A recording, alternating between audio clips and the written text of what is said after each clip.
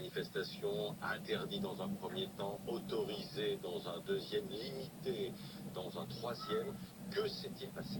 Eh bien, officiellement, ils étaient ensemble pour décider. Valls, Cazeneuve, Hollande, ensemble pour interdire, puis à nouveau ensemble pour désinterdire. Sauf que la réalité, c'est qu'on avait un Bernard Cazeneuve, sourire et voix douce, qui était pour continuer à dialoguer, un Manuel Valls, raide comme un lit, mâchoire serrée, qui était pour interdire, et un François Hollande, qui, comme d'habitude, s'en est lavé les mains à la Ponce Pilate, chacun dans son registre. Donc finalement, l'exécutif a fait demi-tour. Demi-tour, la vérité de 9 heures n'était plus celle de midi. Entre-temps, une gauche qui s'est déchirée, qui a convié toute l'histoire de la Ve République, qui a comparé François Hollande à Michel Papon, le gouvernement liberticide. Alors, à Matignon, a posteriori, on essaie d'en faire une lecture positive et on dit que le gouvernement a obtenu gain de cause. On rappelle, souvenez-vous, la veille, mardi soir, la situation était bloquée, les syndicats refusaient un rassemblement statique et le gouvernement refusait une manifestation qui aurait bougé.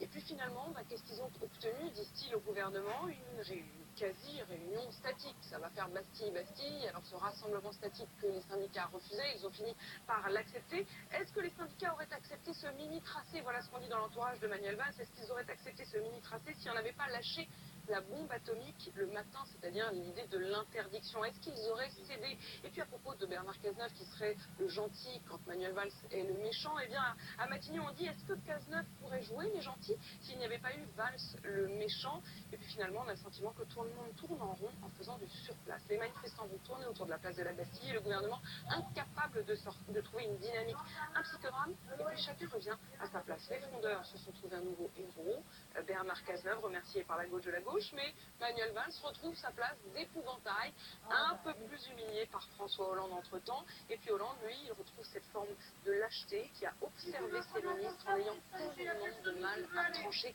tout ça pour ça, pour revenir chacun à son poste. Voilà, 2100 policiers et gendarmes. J'ai oublié les gendarmes, c'est important les gendarmes. Voilà, autour de la place de